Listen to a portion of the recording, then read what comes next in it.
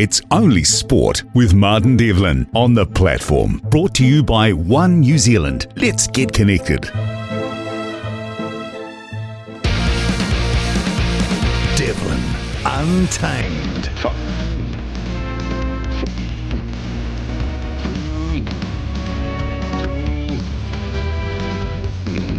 The platform.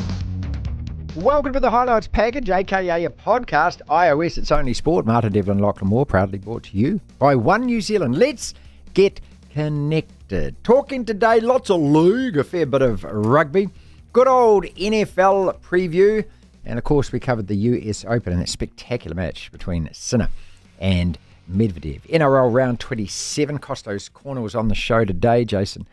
Every single week during the season, giving us his picks game by game.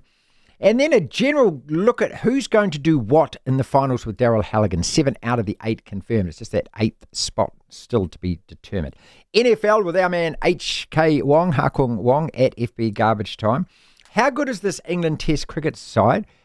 They're absolutely dealing to Sri Lanka at the moment. We're just days away from starting our subcontinent tour with a test against Afghanistan, and we play the Poms in November, so Simon Dawes all over that. Ross Filippo joined us on the program today, the Waikato coach.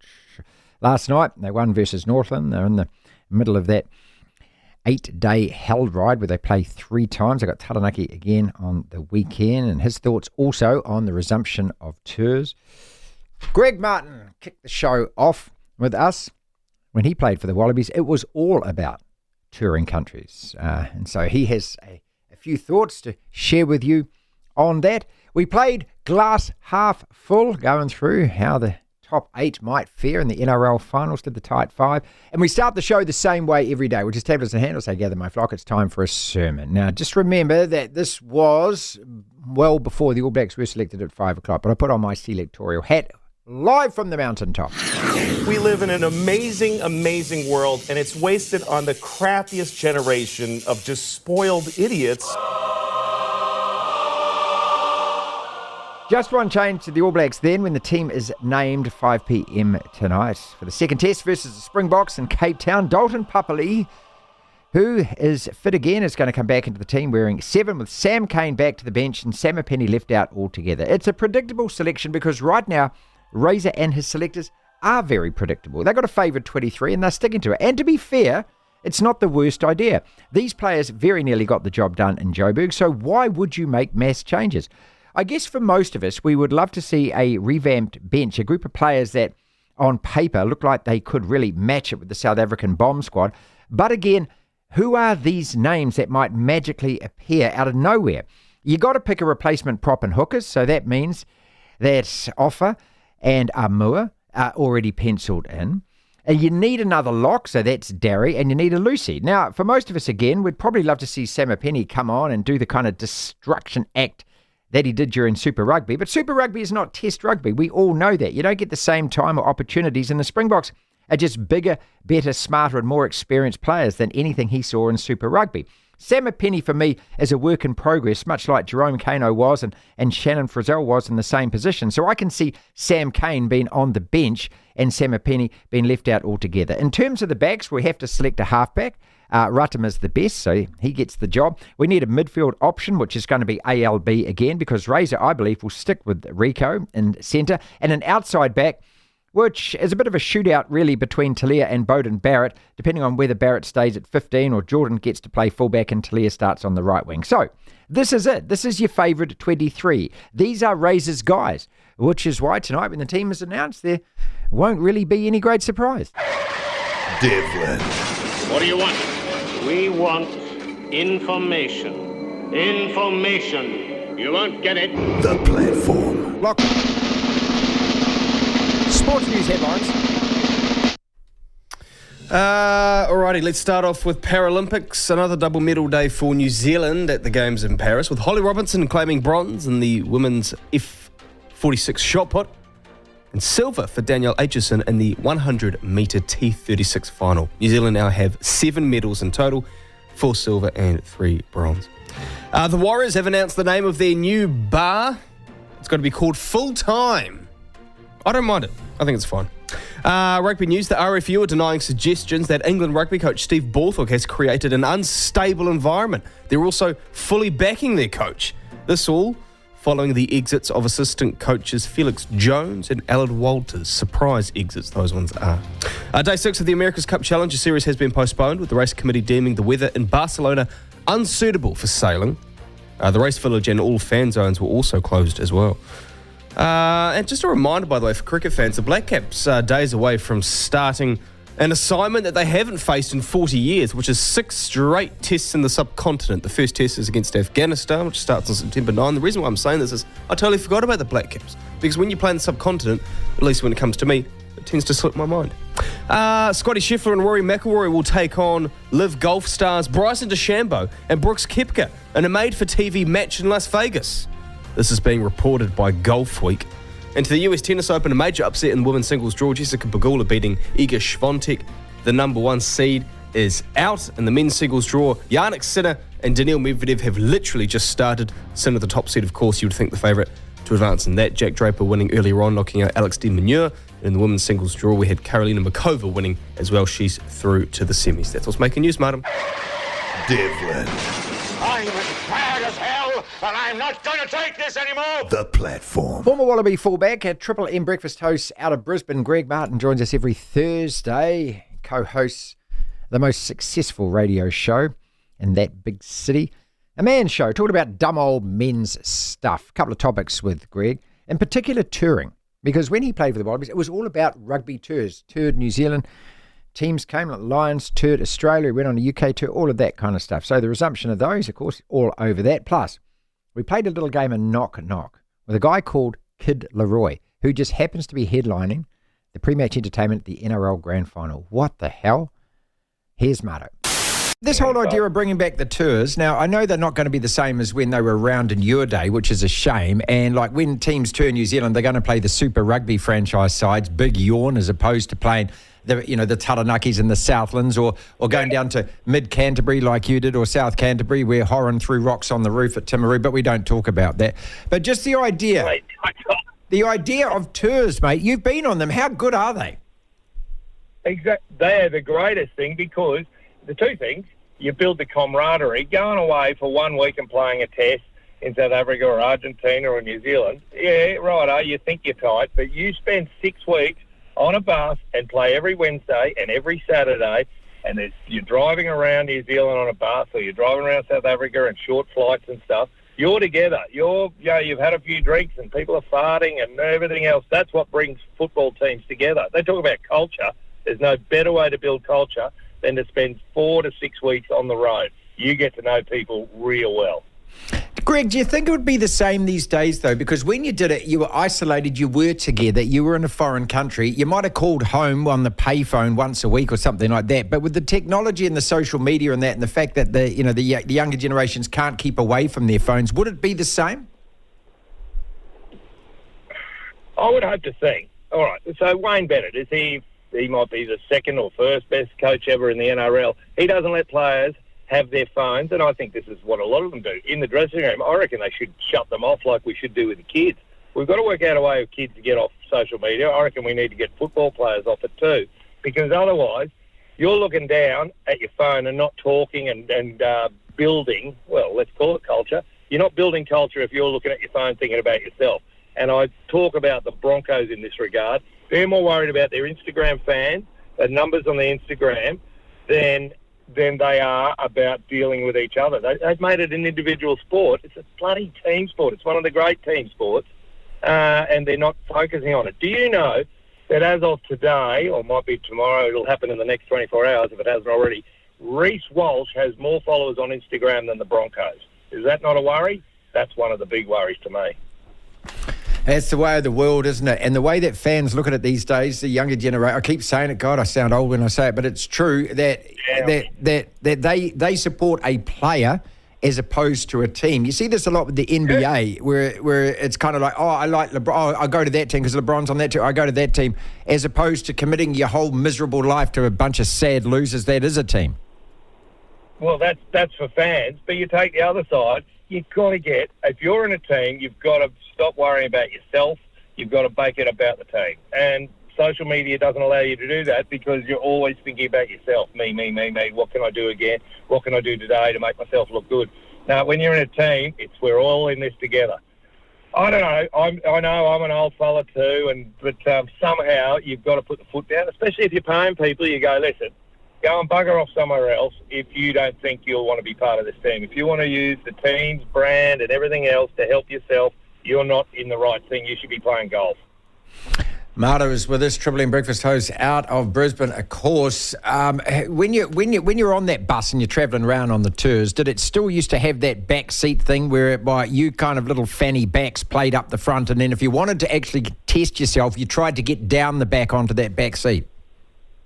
Yeah, and you'd usually get bashed, or they'd invite you in, the props and horses, and sometimes a cheeky halfback would be up there. You'd go, they'd go, come on down the back, and then all that would happen, it would be a trap. And that'd be hilarious when you got bashed by 4 and 5 members of your own team. See, that's culture. Isn't that culture? They go, oh, what about the day? Now he's part of it. We bashed the crap out of him. I know that's caveman-like, but that's what builds a team. Well, this is what people are struggling to get their heads around this. But, men, look, we haven't really moved on a lot from when we were Og and Zorg playing a game called Rock in the Cave, have we? And those most basic tenets of what being a male is about that, because you have to lose everything about yourself or all your ego or all the things that you're embarrassed about, because everyone's got them and everyone's embarrassed. But when you're all together, this is why you all shower and bathe together, isn't it? Well, sometimes that leads to embarrassment, but yes, you're exactly right, mate. You've explained it magnificently. You have to give of yourself for the team. And, mate, I don't think it's happening. It's definitely not happening. I remember when Australian rugby had a bit of a problem. They had what they called the three amigos. They had Kurtley Beale, they had James O'Connor, and they had Quade Cooper. All thought they were better, and whoever was coaching, I think Robbie Deans was in the middle of that as well, he let them get away with it. And if you let anyone in the team get away with standards that don't represent your team, you're in trouble. And I'll go back to the Broncos. Maybe the Warriors are the same. No, Warriors look all right. Broncos are it, mate. They're letting the individual do things that don't obey the team standards, and that's when you're in trouble. When you let your star player do whatever they like, you're in strife. Is Kevin Walters going to keep that job? Yes, for probably 12 weeks next year, and if they're not coming in the top 4, he will lose the job to Michael Maguire, the New South Wales coach, which would be good too for Queensland, because it would mean that... Oh, here we go. Let's say right. If the Broncos only win 6 out of the first 12 games, they'll probably punt Kevy, and they'll put in Marge Maguire, which will mean that New South Wales won't be able to get ready for Origin properly because they will lose their coach. So it's a win-win. Final question for you. Knock, knock. Who's there? Kid LAROI. Kid LAROI. Kid LAROI who? I'm glad you say that, because Kid LAROI has been lined up to do the pre-match entertainment at the grand final. He is a 20-something-year-old rap star from Australia, apparently, who lives in LA. Yeah. Are these people morons? Do they not know who's in the crowd, who that audience is? Why don't you just have one of your brilliant Aussie rock bands banging out 5 or 6 of their most mega hits and getting the crowd thumping that way? What a dumb idea. Thank you. What a dumb idea. How many 14, 15-year-old girls are going to the grand final and going, Kid LAROI. No, you know the sound you'll hear while Kid LAROI's playing? Yeah, mate, I'll have 3 beers and, I'll just go to the toilet. There'll be nobody watching, mate. It'll be your chance to get set before the game starts. Maybe that's what they want to do. Get everyone fed and watered, and so no one's watching him. To hear the full interview, download the platform at the App Store. Via Platform Plus, you can go back and listen to the whole show and all of the interviews in full. Devlin. You've got to love sport. The platform. Thank you very much, Greg. So much to talk about there. Starting off with the Kid LAROI. I just don't get this. And this is just a marketing department, just a bunch of absolute idiots. Some 23-year-old graduate is sitting there ticking a KPI box thinking that they're doing the right thing, and a whole lot of morons sitting around a board table going, yeah, great idea, yeah, get. Whereas the audience at the final will be, who? And no one will care. If you want to rev the crowd up, you got some absolutely brilliant Aussie rock bands. Just play a few anthems. Oh, no, we did that last year. So what? It worked. The other thing he's talking about, I love the talk about the tours. Now, obviously, hazing is something different, isn't it? And you know, we're all intelligent enough to know where the line is.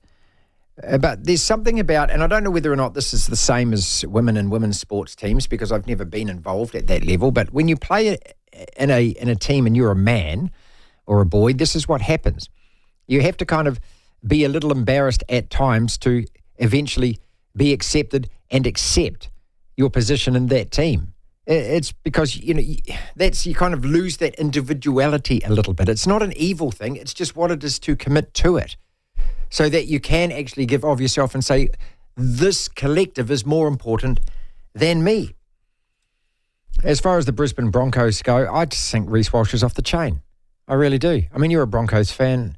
Do you like this? Do you like the fact that the whole focus is on him? Because if he leaves, then all of those fangirl and fanboys are going to go with him, aren't they? Well, I don't care about the fanboys and the fangirls, but when you say he's off the chain, what do you mean? Because I doubt, and look, I don't research a huge amount what Reece Walsh gets up to outside of the games, but at least I follow him on Instagram, and every now and then we'll see posts and stories. I don't think he's out there doing a huge amount to suggest that he thinks he's so much bigger than the club. I think his head's a bit out of whack. He does think that. But I don't think he's doing too much off the field to suggest that this guy only cares about himself. I just think it's not just him, it's the entire team. Perception, No, I know, but it's the entire team. It ain't just Reece Walsh, okay? He does need to grow up a little bit in terms of some of his on-field behaviour, but what they've gone through this year will help do that. The entire team needs a reality check. It ain't just Reece Walsh, and it's not just a case of he thinks he's bigger than the team, full stop, and that's it. I think he does care. I just think he needs a bit of growing up to do. Do you like what Marta was saying there about the Broncos and the fact that Brisbane is sour on them? And I wish that Auckland and New Zealand and Warriors fans reacted the same way, because there's just this culture here in New Zealand that the no expectations leads, in my mind, to low expectations. It's not that the players aren't aware of this, but when you win 9 games in a season and you fail like the Warriors have this year, and whatever the excuse book is, and there's plenty of them, and most of them are probably valid. I'll talk to Daryl Halligan about this in a second because I want his thoughts on this. Much more informed than mine. But I just think that the players know this, they read this, they hear this, they watch this. Oh, we still love you. Oh, rah, rah, pom-pom. Whatever the results are. Do you know why it's different? That just seeps into your psyche. And I can't believe that as a human being, if you know there are no consequences to failing, that just relaxes you to a point that you don't really mind or care as much if you do fail. I absolutely draw that connection. I don't think it helps at all. I'm not saying that they should be smacked and there should be a whole lot of vitriol and a whole lot, but it's just that they should know that they have failed this year, that this is a losing season. It's not about Sean retiring, and it's not about celebrating all of that. First and foremost, that's all part of it, and I'm quite happy with that. But first and foremost, I mean, has anyone from the club even publicly acknowledged what a bunch of losers they were this year, results-wise? The reason it is so different for the Warriors, and Warriors fans aren't really going to like hearing this, but it is the truth. The reason, for example, if you were to compare them and Brisbane, that it is so different is that the Warriors have never won a premiership. The Warriors have never had a huge amount of expectation. Well, that's what I mean, low expectations. I know, which creates that. For someone like Brisbane, they are used to winning. And this is what I wanted to do after last year, was raise the bar and go, we're not going to accept any less than that from now on. No, you can't change what's ingrained. And that's what I mean. Look at how the club started. It is ingrained. The club is ingrained with a dark cloud over it. Look at how they started. Results don't matter. I mean, the news about the Warriors this week is what? They've opened a bar. Exactly. Brilliant. Well, that's going to help winning games, isn't it? That's why the fans never get upset, truly, when they lose, because they've never expected them to win. The thing is, when this club started... I expect them to win. No, but you're a unique fan. Because you're, like, for example, Manchester United, you enjoyed a spectacular 25-year spell where you were winning everything. So your favourite team, I'd guess that they're your favourite team out of all your favourite teams, you're used to them winning. Well, my Commanders, my Redskins, my Washington football team are a bunch of when losers. You talk about your favourite, Man United is your team. That's your team on top, isn't it? Like, for me, it's either the Broncos or Liverpool. I don't know. It's one of those two. But for the Warriors, the All Blacks, there's another good example. There's a team that when they lose, for the true fans who have been around for decades, that's why I get so sour about it. Yes, it should hurt. Because you enjoyed so much success that now that this current team loses so much, it hurts. It's not a criticism of the Warriors fans. It's just the reality. Yeah, I agree. You've never endured success. No, I think that's right. I think you're right. Endured's not the right word, but you've never enjoyed success. Yeah. Low expectations leads to no expectations. NRL, round 27 underway tonight. It's Brisbane versus the Melbourne Storm. It should be Absolute marquee matchup. But, of course, with Brisbane collapsing last week against the Dolphins, well, they're out of the playoff picture. So, Melbourne being the minor premiers, how seriously did they take this game? Well, a lot more seriously than last week. Because last week they dropped 10 players for North Queensland. They got the 18 back on deck. Daryl Halligan won a premiership in 1995 with the Bulldogs, played over a couple of hundred NRL games, formerly was a Waikato MPC winger. He ran his expert eye over us. Whole lot of questions about who's going to do what in the finals. Here's DJ. Let's look at key fixtures then and questions in this final round, round 27. And what I love about it is whoever does the draw, I don't know whether it's a supercomputer. I hope it's some boffin who sits in an office somewhere with an algorithm and thousands of bits of paper around him. Because that final game, let's go to it. After 27 rounds, you go down to Newcastle versus Dolphins, which is effectively like a round of 16 or a quarter final to get the 8th place. You couldn't write a better script, mate. 6:05 Sunday night in New Zealand. At the end of your sporting weekend, you get a fixture like that with everything on it. And to boot as well, the Dolphins, only second year in the competition and only just missed out on finals in their first. Wayne Bennett leaving the Dolphins wants to deliver some success to them. So the Dolphins have to head to McDonald Jones in Newcastle for Sunday's match. They get a couple of breaks this week. They get Kafusi, who sidestepped the judiciary this week. He will play. And then they changed their team around last week. He made 4 or 5 changes in the halves. Cody Nikarima was one. They brought Sean O'Sullivan back into the half.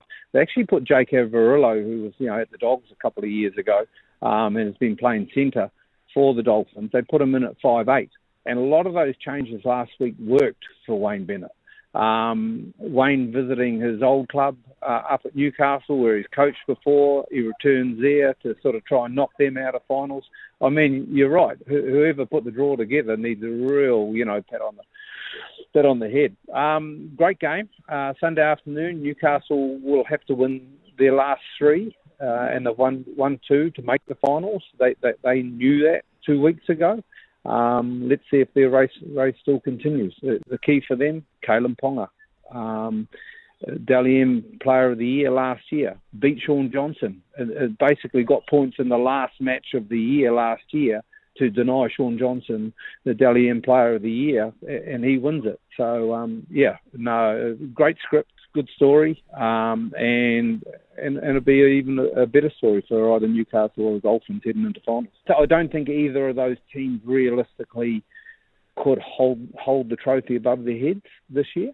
With the battle for 7th and 8th this week, but great effort to get to finals.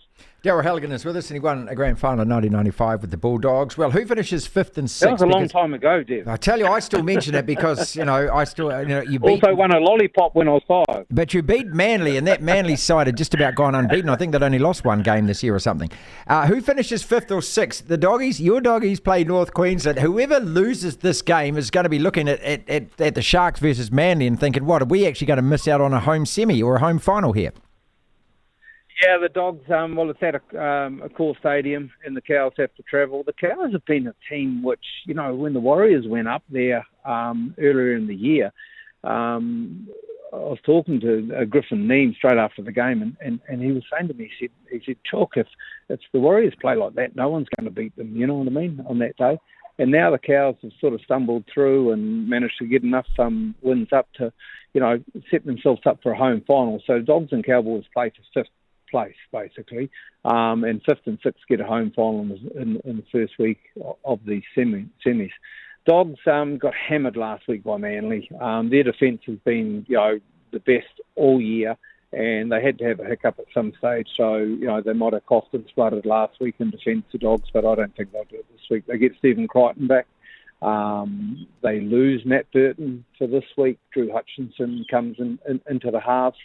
But the Dogs have been a team that all year you haven't really known who's played because you don't know half their players anyway, but they seem to get the job done, and I think that'll be the case against the Cows this week as well. So the Dogs are mine. We'll play at a core stadium this week, and they'll get a home final next week, and you watch these Doggies come out. They'll be painting houses blue and white all over Belmore. Well, can a team, and this is the question we've been asking all year, in particular reference to your Bulldogs, can a team for the first time outside the top 4 win it? It's such a difficult road to hoe. But you have to find form at the right time, get your momentum right at the right time. Is this the first year that potentially that can happen? Well, for a team like the Dogs, there's one thing, and I mentioned it earlier in the piece, and is defence. So this time of year is about defending. Canterbury teams have known if they keep the opposition to nil, then they'll win the game. And sometimes that is their mantra. It might be as boring as hell, but if you keep the opposition to nil and you can just scramble a couple of points, then you're going to win the game. There's no hiding behind the fact that sometimes teams go into final series with that mantra. And it isn't about how we score points. It's about how we defend and how we come out with a donut at the end of the game with the opposition. And quite simply, that's what Canterbury are quite prepared to do. And finally, regardless of what happens tonight up in Brisbane with the Melbourne Storm, arrested a whole lot of players last week and lost to the Cowboys. Are they still the best team in the comp? Yeah. I was actually talking to Steve Menzies this morning about this, and we're talking about Melbourne, how they've gone under the radar. And then he goes, but they don't have all the big players anymore, Chuck. You know what I mean? They don't have the Inglis, they don't have the Smiths, they don't have those players. But when you have a look at their team and their pack in particular, I mean, Nelson Asafa Solomon is the massive giant. He's the biggest human to play. You keep saying that, mate. I love it. Hey, every time I see, I just have that picture of him on the sideline next to you, mate. I mean, God, if you would turn sideways, you could fit three of you in him. Yeah. Putting a skinny Anglo-Saxon 50-year-old up against Nelson Solomona is not a contest, my friend. Okay. But their pack is the question mark, and I reckon Craig Bellamy loves that. He can take that to his pack each week and go, you guys, the rest of the comp doesn't really rate you. You know what I mean? Brandon Smith's left and all that. So Eli Katoa, Sean Bloor, and a couple of these guys that we sort of know but don't know, they really get that under their skin and go about their business. So, so Melbourne, I think have got far better credentials. They've got history on their side, one to start with, in finals games.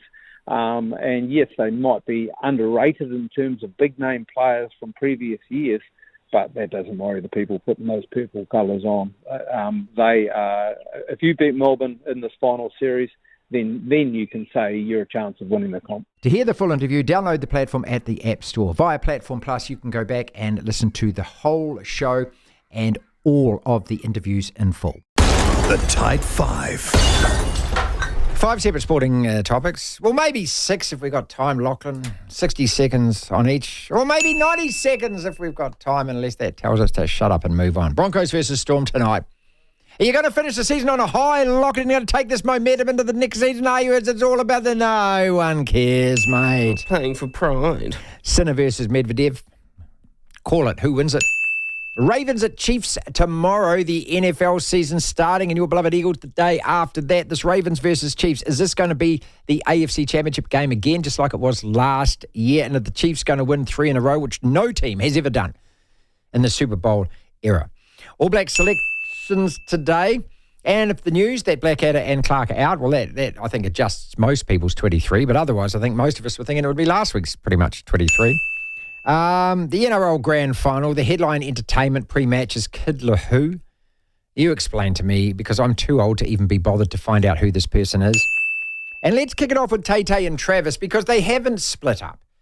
I've had a couple of texts in on this. Martin, did you hear that? No, look, it's absolute fake news. So he's got his own PR company. Well, not his own PR, but a PR company that acts for him, which I suppose is understandable. And somebody got some letterhead of that PR company and faked it and did some kind of a news release or something, and it's been picked up. But it's not true. Believe in true love instead, Lachlan, because that's what it is. I don't believe in true love. I think that these two will get married eventually. Oh, stop it. They might, who knows? You're going to have a wide receiver that can sing tunes. He can't sing. Well, and that's what their offspring's going to be. Oh, I see what you mean. Well, they're a man and a woman, and he's not a wide receiver. At some stage, they're doing stuff, Lachlan, that you and me wouldn't. No, we're holy men. Oh, look, I saw it was on someone's Snapchat, which is still around. I thought Snapchat was big when I was, 10 10 years ago, literally, when I was in my latter years of high school, and it's still... Snapchat is big Still for people who bubbling like to around. take photos of their own noodles, isn't it? That's how it really took off. That's right. It was it's a way only to take 10 a seconds, photo, dick pic, send it out, Yeah, and then you got people it. started what? Well, the thing is, you Taking screenshot it, but you get a notification if someone screenshots your photo, so you know what they're up Well, to. that doesn't mean that they still don't have a screenshot. Well, yeah, it does. How else would you get it? I think Aaron Smith got in trouble about that actually, or something. No, it's something else. Well, plenty of players have anyway. Bathroom. Yeah. No, but with I saw the photos of it, and it was a contract, and immediately I thought someone's just done that. Okay, someone's right, just right, typed this out and printed it out to make it seem like that they have a contract. Well, let's move on It's from that BS. then, and let's talk proper NFL, which is Ravens at Chiefs tomorrow. And HK Wong will deal with this in detail for us later on in the show. But you got a Ravens side, Lamar Jackson, who is just such a brilliant quarterback, but just can't seem to kick it in the playoffs. And then he has a great win last year against the Houston Texans. Then he bottles it at home again against the Chiefs. No team, as I said, has gone back to back to back. But this Chiefs side, Oh, yeah. well, if anyone can, they can, can't they? Because they had a poor year last year. They only won 11-6 in the round robin. Yeah, lost their opening game, had to go on the road for the last two playoff games before the Super Bowl. And they're not easy places to go. It was Baltimore and Buffalo. Yeah, nasty, cold. And they won both those games. To be fair, they caught a bit of a break in the sense that they weren't spectacular at all in the playoffs, but the teams they played deer in the headlights. No, they shat the bed. Like did. Lamar shat the bed at home, and also Josh Allen had an absolute, I would call it a dolly pass for a guy like him to convert in the end zone to winning touchdown, and he blew it as well. I mean, when it comes to those moments, and you even saw it in Super Bowl, Lachlan, that last drive by Mahomes, this is what that team is. This is what they are, a championship-winning team, aren't they? They are. And They they've play got clutch time, man. One of the best ever coaches in the history of the entire sport, who thankfully has Super Bowls now to his credit, because for a long time Andy Reid couldn't win a Super Bowl, and they've got probably one of the two most talented quarterbacks of all time. I believe so. Along with Aaron Rodgers. I mean, and I've only Pat been Mahomes. watching it since the 1990s. Talking but talent. Yeah, well, he's got a skill set that very few have. Yeah. I mean, look, Tom Brady can't do what Mahomes did, but Tom Brady's Tom got Brady was 1-6. good. Yeah, but he doesn't do back behind flip passes. What set him apart was his head, was the intangibles more so than anything else. No, very excited. Obviously, very nervous for Saturday because my Eagles are playing the Packers, and the Packers are a playoff team this year. I'm writing down my bubble of playoff teams and then narrowing it down from there of who I think actually Okay, well, will I be hope the top of the list is the Commanders and the NFC Beast. I think you guys could make some Oh, noise. just shut up, mate. Just stop it now, okay? You've got a good coach. Stop it now, mate. I'm not. But I think you're silly not to no one's ever done it before. No one's ever won 3 straight Super Bowls. People have been to 3 straight Super Bowls. No one's ever won 3 straight Super Bowls. But I think it would be silly not to bet on the Chiefs. I don't think the Ravens are going to repeat what they did last year. I think the Lions are the team to beat in the NFC. All Black selection changes. I started the show by saying there won't be any unless Dalton Papali'i comes back in for Sam Cane. But now with the word that Ethan Blackadder might be injured, Caleb Clark This might is all be... based on a tweet from a reporter. Okay, but if that's true and he's got it right, and fair play to him if he has got it right, well then I think we can all probably predict what the reshuffle is after that. But do you agree with me that Razor seems to have his 23 and these are the 23 that he's sticking with? And I think fair enough too, because for 62 minutes the All Black selectors and the team got it right against the Springboks, and I'd like to give those guys another chance because they played bloody well for an hour. Yeah, I'd agree with that, I just want Damien McKenzie and Bowden Barrett. I hope that you have both been out kicking and practicing your kicking, because you're not going to get that same kind of distance you did at altitude. It's more about accuracy, territory accuracy with the boot, and controlling the last 10 minutes of the game. But I'd like to see them get another go, most of those players. Yeah, the only one that I would be open, or the only two that I'd be open to seeing, not dropped because they're not good players, but their performance more so than others down the stretch concerned me, and that was Bowden Barrett and Damien McKenzie. Now, nobody really performed well at the end of that game, but given how important their positions are, McKenzie played the full 80 minutes? Yes. Yeah, I think he did, because Will Jordan came off, didn't he?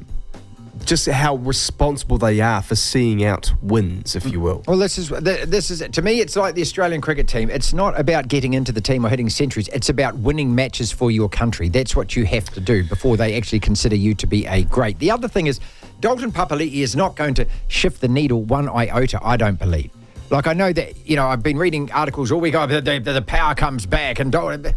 The power comes prove back. It, mate. Prove it. Play your best game ever in an All Black jersey and make it this game. I tell you what, I'm sick because I believe of you're a player underwhelming. who shows promise in Super Rugby and has done so ever since he debuted in 2016 or 17, whenever it was.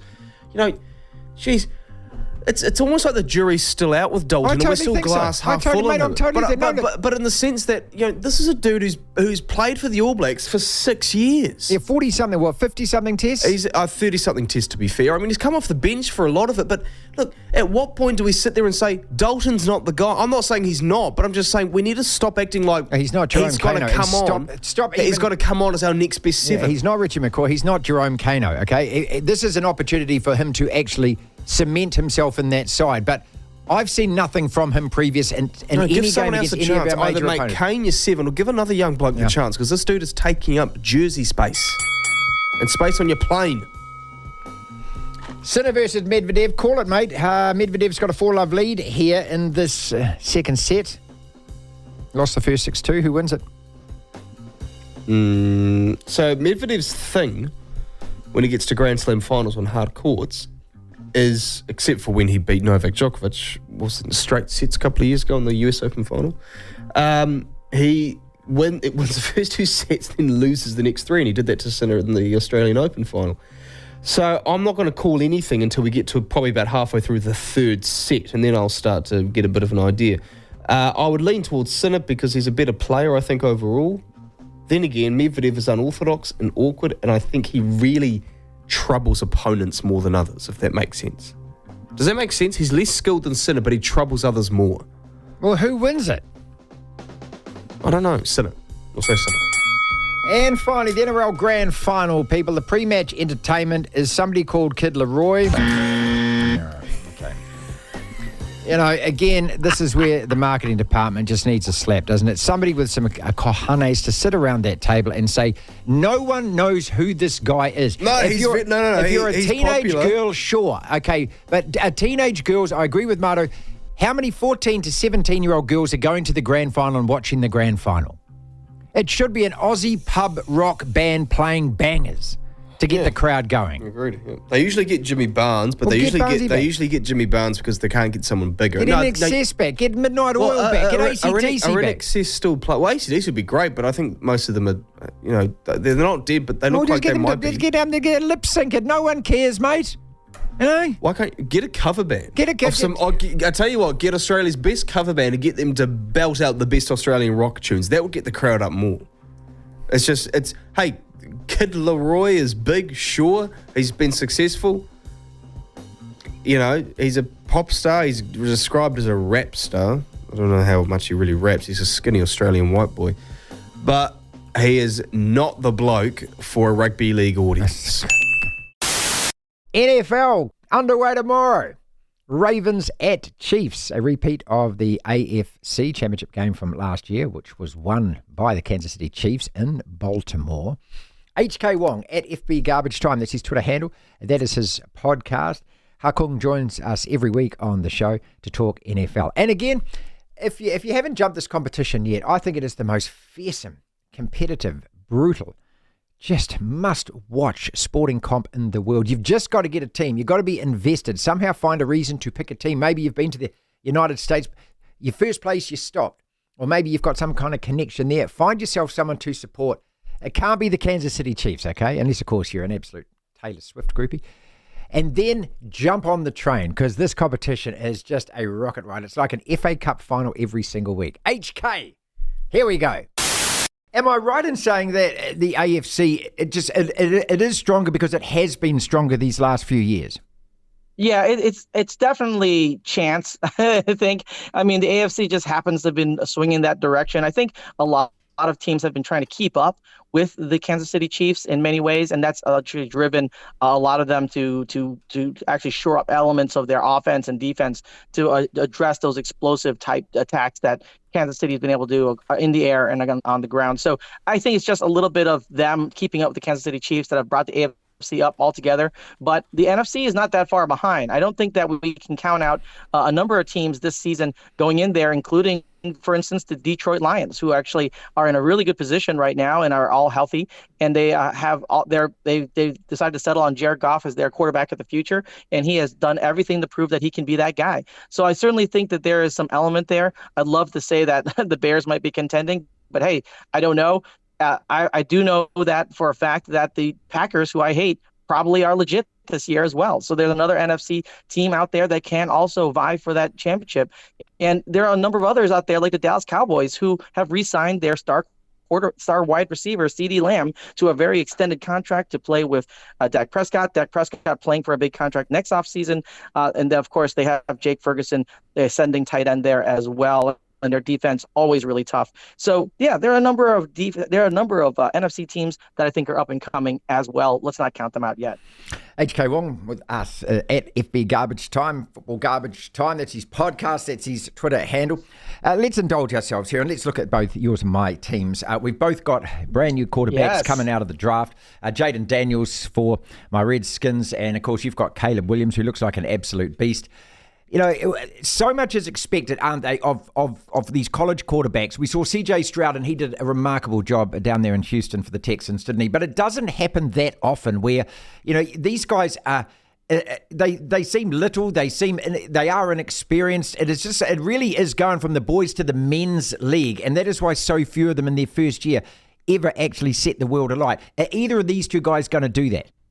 Yeah, I think that there is a very significant chance that they will elevate their teams. Now, I'm going to be very cautious here.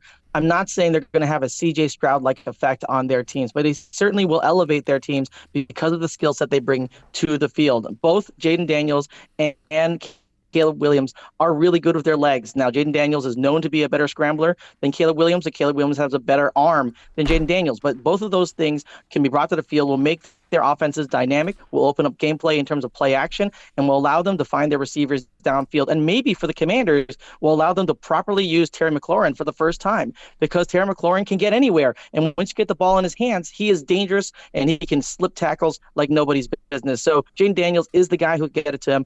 I can see significant improvement for both our teams, Marty. Let's just not count our chickens before they hatch. Let's not say playoffs yet, okay? We're not saying playoffs yet. We're saying I think we got a winning season ahead of us. I'll take that. I'll take that every day of the week, mate. I'll take it. You give me a 9 and an 8 right now, and I would take that after we were 4-4 last year and ended up 4-13. The Tay-Tay factor. We are seeing Morgan Riddle dominating the US Men's Tennis Open here every time she's on court with Taylor Fritz. Is Taylor Swift still going to be the star attraction every time the Chiefs play?